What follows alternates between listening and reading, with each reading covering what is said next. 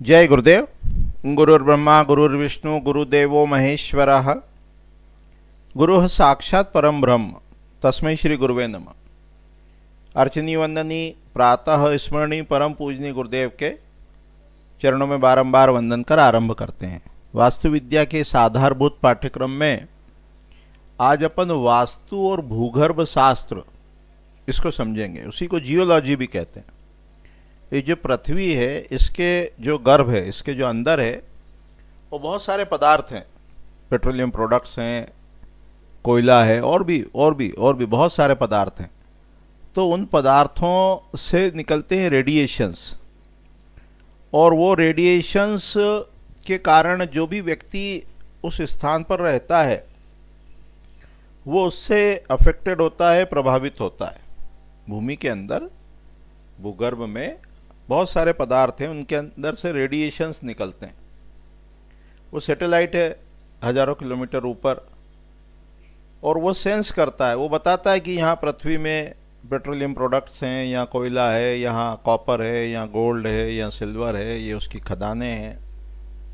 इसका मतलब क्या है? इसका तात्पर्य क्या है कि उन पदार्थों से जो भूमि के अंदर हैं कुछ रेडिएशंस निकलते हैं, और उन रेडिएशंस को वो सैटेलाइट जो है वो सेंस करता है।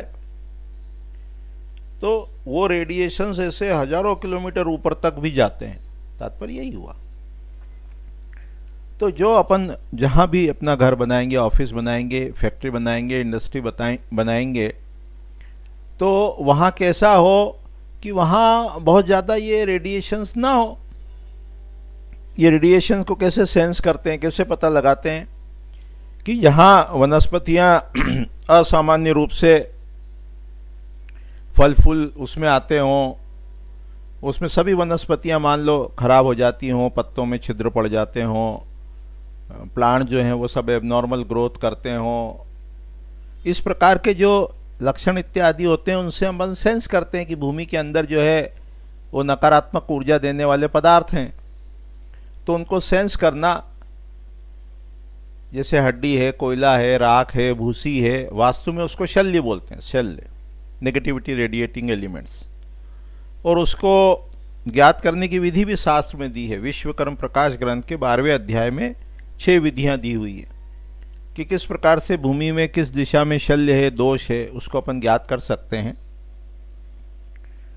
और अभी अपन चर्चा कर रहे हैं रेडिएशंस की। इसी तरह भूमि के अंदर जो पानी की क्या कहो नाड़ियाँ होती हैं, उन नाड़ियों को, शिराओं को जिस शास्त्र में बताया है उसको उदक, उदक यानी जल, तो उदारगल ऐसा एक शास्त्र है। बृहत संहिता में भी उसका उल्लेख मिलता है कि भूमिगत जो नाड़ियाँ हैं उनमें जो जल प्रवाह हो रहा है उसको कैसे ज्ञात करना।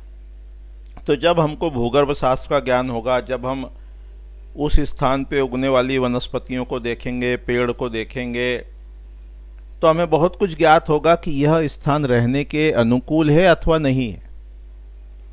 कई क्षेत्र ऐसे होते हैं जहाँ पर विशेष प्रकार की बीमारी पाई जाती है, क्योंकि वहाँ की जो सॉइल है, मिट्टी है, उसमें वो तत्व आ चुके हैं जो मनुष्य को बीमार कर सकते हैं। तो जब अपन स्टडी करते हैं वास्तु की, तो उसमें जियोलॉजी का भी, जिस स्थान पर अपने को वास्तु करना है, समझना है, वहाँ की जियोलॉजी का भी, भूगर्भ शास्त्र का भी ज्ञान होना चाहिए। अभी इतने ही कह के वाणी को विराम देते हैं। आगामी पाठ में यह देखने का प्रयास करेंगे कि जो शरीर रचना विज्ञान है उसका क्या महत्व है, उसका भी ज्ञान एक कुशल वास्तुशास्त्री को होना चाहिए।